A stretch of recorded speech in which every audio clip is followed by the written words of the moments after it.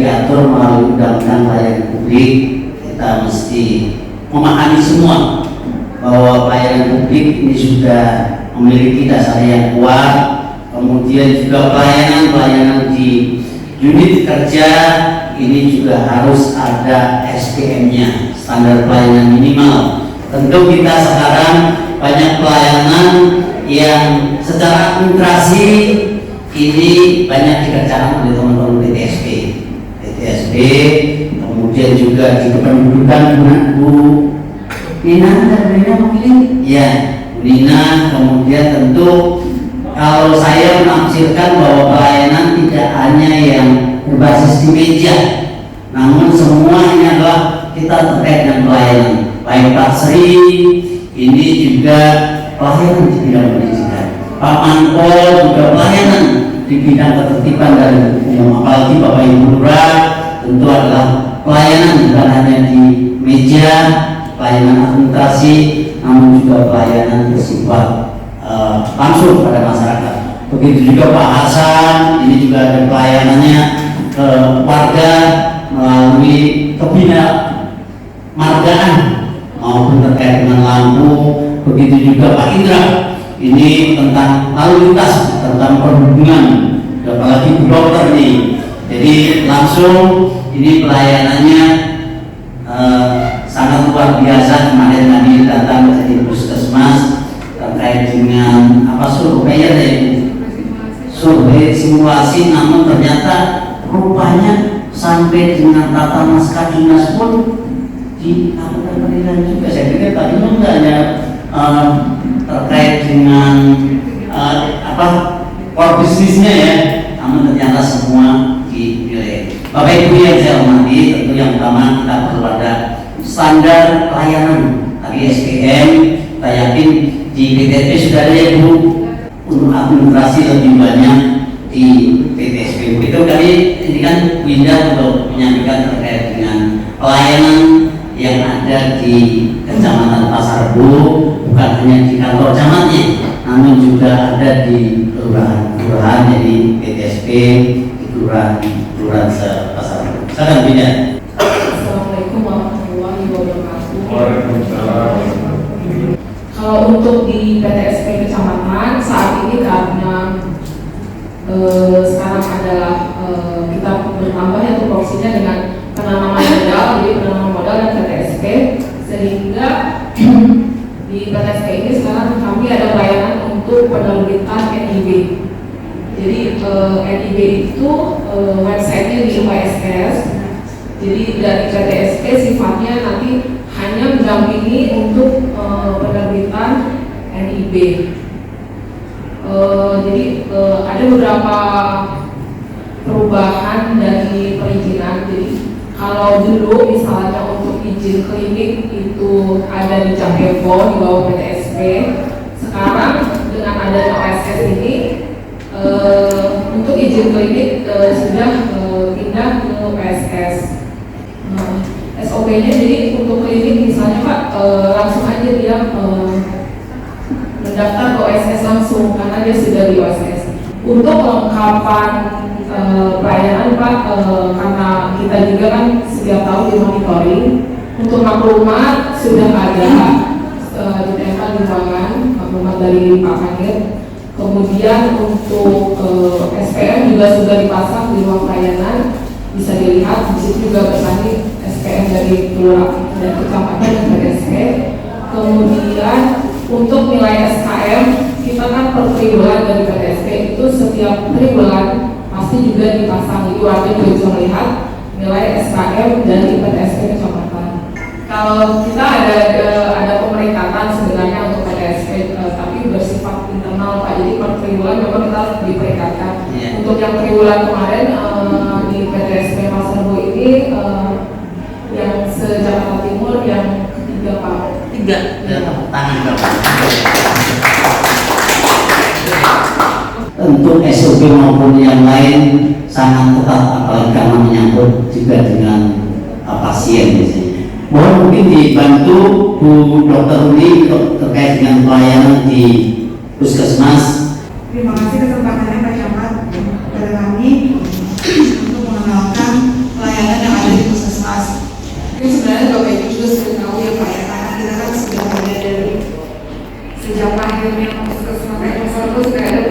Pasar Rebo. Dan di puskesmas ini pelayanan kami adalah pelayanan dalam gedung dan luar gedung. Kalau pelayanan dalam gedung ini upaya kesehatan perseorangan UKP, sementara di luar gedung itu KM, upaya kesehatan masyarakat. Nah, yang di UKP itu sendiri mungkin Bapak Ibu juga sudah mengenal, kita ada seluruh poli dari seluruh kelompok usia, dari mulai untuk balita, ada poli MTBS, kemudian KIA-nya juga ada, poli KIA itu untuk ibu dan anak. Di situ ada imunisasi, juga ada pelayanan kesehatan khususnya untuk yang sakit. Jadi yang sakit biasanya masuk di poli MTBS. Semuanya ada standar operasional prosedurnya Pak, ada SOP-nya untuk pelayanan kita, dan itu juga biasanya ditempel di setiap ruang pelayanan.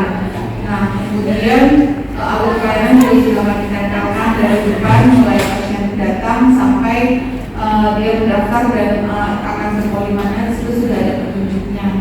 Nah juga kita ada poliprioritas ini di bawah, yaitu untuk lansia. Jadi untuk lansia kita tidak naik ke atas, langsung di bawah setelah pendaftaran. Demikian juga untuk yang disabilitas, itu juga di poliprioritas. Lalu ada juga ruang bersalin untuk ibu-ibu yang melahirkan, kita punya ruang bersalin di lantai 2. Nah, kemudian ruang bersalin kita juga sudah ada pengembangan. Kita punya photobooth, jadi baby-baby yang sudah yang lahir itu mendapatkan fasilitas untuk foto shoot baby seperti di rumah sakit besar Pak, kan biasanya sekarang gratis itu ya? Gratis dong. Semuanya kan kita BPJS, yang actualnya tidak BPJS ya, harus memang tetap berbayar, tapi kan masyarakat kita pada umumnya BPJS. Dan mereka mendapatkan fasilitas baby shoot, jadi dapat penanganan foto bayinya setelah dia lahiran. Seperti itu di lantai 2. Kemudian poli gigi juga ada, poli mata juga ada, poli gizi juga ada. Andalannya dokter yang paling kita jagoannya pelayanannya. Jagoan pelayanan kita semuanya dijagokan lah Pak. Jago ya. Jadi kalau kemarin inovasi yang baru yaitu di ruang bersalin itu, jadi setiap ibu yang sedang hamil itu kita kasih fasilitas untuk di situ ruang bersalin, kemudian mendapatkan kelas ibu hamil, di situ ada senam, di situ ada edukasi sampai ada agrumnya. Lalu ketika dia lahir nanti itu tadi ada foto shoot babynya, dan sampai menyusui pun masih ada dalam grup. Mungkin itu yang kamu bukan nanti itu yang pasti yang terakhir ya. Yang baru, tetapi yang kita punya unggulan lagi adalah musim camp. Jadi di situ perawat sudah dilatih, dan kita juga sering mendapatkan kunjungan dari luar daerah untuk belajar terkait poli luka tadi. Jadi memang dengan luka DKI juga singkat kita poli perawatan luka, khususnya diabetes itu di rumah sakit, apalagi fasilitas kita apa yang kayak esdam, kemudian fasilitas lainnya itu banyak yang merujuk ke puskesmas. Iya, merujuk ke puskesmas karena mungkin di rumah sakit kecil yang swasta itu belum memiliki kekhususan itu Pak. Jadi dia merujuk untuk perawatan luka diabetesnya ke kita, alhamdulillah. Sehingga dari wilayah lain, daerah lain juga banyak yang kasih banding ke puskesmas Rebo untuk belajar terkait perawatan luka diabetes ini. Dokter, ya, makasih dokter. Bapak Ibu yang saya hormati, terkait dengan pelayanan ini rawat terhadap pungli, ya, pungli baik mungkin yang masih kode ataupun justifikasi. Itu ini kita harapkan pelayanan di kita tidak ada yang terkait dengan pungli baik secara langsung maupun tidak langsung. Ini harus kita cegah. Untuk adalah teman-teman ada CCTV-nya ya, ini ya, pindah di kita kan ya, kita di pelayanan utama selalu ada CCTV-nya di samping memang pengawasan secara langsung. Begitu juga saya yakin di puskesmas juga demikian ya, sampai itu kan parkir pun saya pikir kita awasi, jangan sampai ada pungli di antara pelayanan kita apalagi terkait dengan korupsi. Satu lagi adalah Budina ini terkait dengan KTP, ini juga rawan Budina. Tolong sampaikan ke pelayan di KTP di Dukcapil sebentar saja, mungkin standar-standar pelayanannya yang sudah ada, kemudian upaya-upaya untuk mencegah terjadinya Oji. Silakan Bu Nina. Terima kasih Pak. Boleh berdiri Bu Nina? Ya. Terima kasih Pak Camat. Iya. Yang terhormat Pak Camat dan semua Bapak Ibu yang hadir di sini. Untuk Dukcapil masih ada kerawanan ya. Masalah kalau KTP itu memang saat ini diarahkan ke KTP digital. Jadi untuk penggantian data hilang atau pindah atau perubahan status dan lain-lain itu di nomor 2 kan yang diutamakan penggantian KTP buat 17 tahun KTP pemula.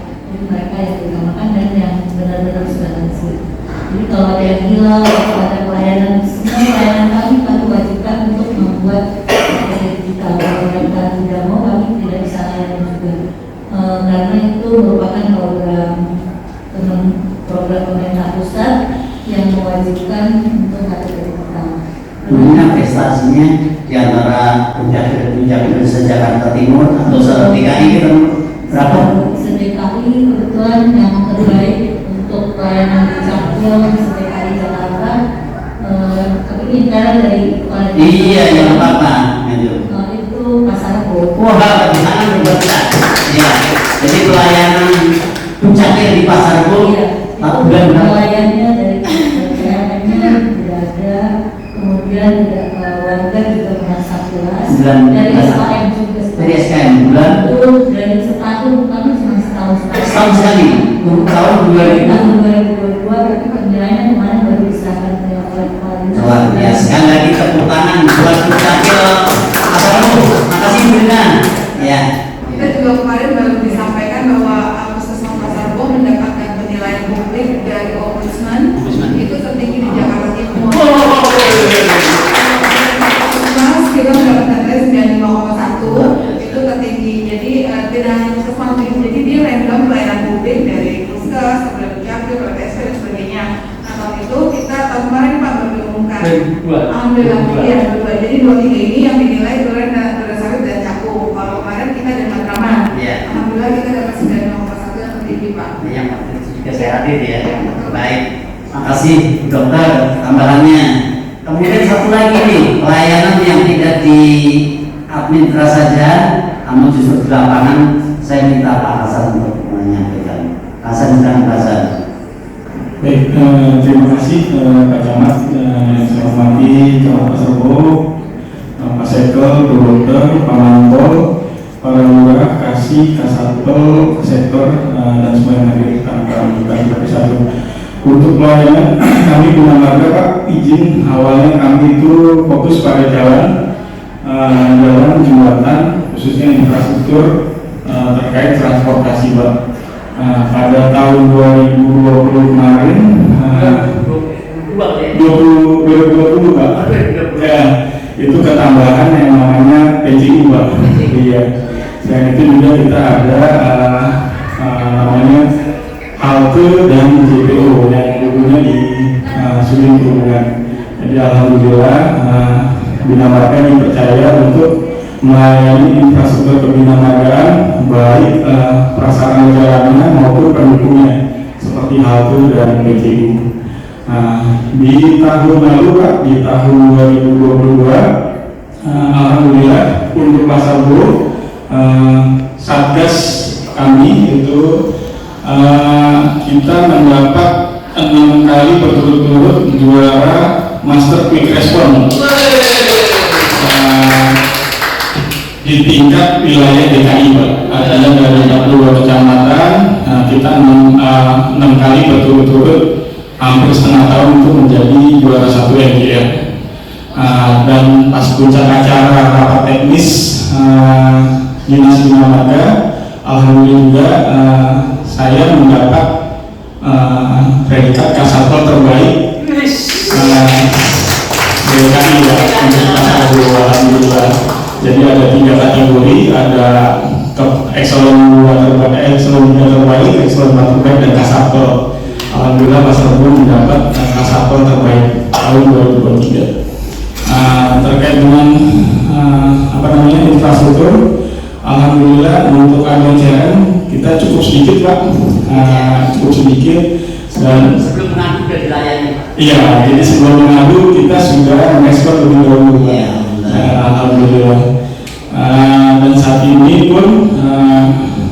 kita terus ada perbaikan pembangunan pasar Boba termasuk PJU dan jembatan insya Allah nanti ada 2 jembatan Pak. Jadi saya dapat info dari Pak Rasuli kemarin nanti ada 2 jembatan yang pembangunan itu di Lebak Sawati Jantung dan satu lagi jembatan Jepra di Pekayon Pak. Tapi itu hanya rehab biasa, perbaikan railing karena memang di situ banyak anak-anak dan rawan jatuh, kebetulan kalinya cukup dalam Pak.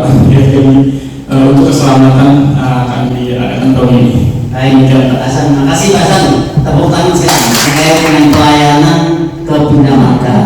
Baik Bapak Ibu yang saya hormati, tentu kita berbangga atas prestasi-prestasi yang diraih oleh teman-teman terkait dengan pelayanan warga. Ini menunjukkan bahwa SOP yang kita susun juga kita lakukan, SDM yang kita susun juga kita indahkan terus, sehingga apa yang menjadi harapan warga terkait dengan pelayanan bisa kita berikan pelayanan sebaik-baiknya. Dan kalau juara itu merupakan dulu saja, namun pada hakikatnya seperti tadi bahasan di Bina Marga maupun yang lain, sebelum ada aduan, kalau bisa saya mengibaratkan teman-teman kalau di arahan teman-teman Satgas sekaligus seperti tukang cukur. Tukang cukur kitabnya orang lain belum tahu, tapi tukang cukurnya sudah tahu duluan. Saya selalu menyampaikan begitu ke Satgas-Satgas di lapangan. Ayo kita sama-sama sambil bekerja juga sambil melihat mana kekurangannya yang perlu kita perbaiki. Lapor kepada pimpinan, baru dilakukan perbaikan sehingga kita bisa memberikan pelayanan yang sebaik-baiknya. Baik Bapak Ibu yang saya hormati, satu lagi mungkin yang perlu saya sampaikan adalah terkait dengan netralitas ASN terkait dengan pemilu. Ini tentu kita tahu yang pertama adalah bahwa kita selaku ASN wajib netral. Ini tentu baik di undang-undang terkait dengan pemilu, terkait dengan kepegawaian, ini kita dituntut wajib untuk netral. Netral dalam arti tidak memberikan kesempatan yang berbeda-beda kepada peserta pemilu, kepada calon legislatif maupun mungkin calon kepala daerah. Begitu banyak teman-teman mungkin di daerah lain yang terpleset terkait dengan netralitas. Jadi kita harapkan kita tidak terkena pasal terkait dengan netralitas. Kita tentu berat, capek, kita memberikan konfirmasi baik mungkin terbukti atau tidak, itu sudah ada dugaan, itu sudah capek. Apalagi kalau sampai kita betul-betul salah terkait dengan netralitas pegawai. Begitu kita mungkin Februari melakukan pemilu, namun tahap-tahapannya ini sudah berlangsung cukup lama. Seperti Pak Sekjan sebagai sekretaris PPK sudah sekian lama, malah kadang begadang, kadang kegiatan di sini sampai malam. Kita berharap pesta demokrasi kita jangan sampai tercederai dengan adanya kita dianggap atau terbukti malah terkait dengan tidak netral segala pemilu. Saya pikir itu. Terima kasih. Kita lanjutkan materi lain terkait dengan rakor CAM pada pagi hari ini. Terima kasih.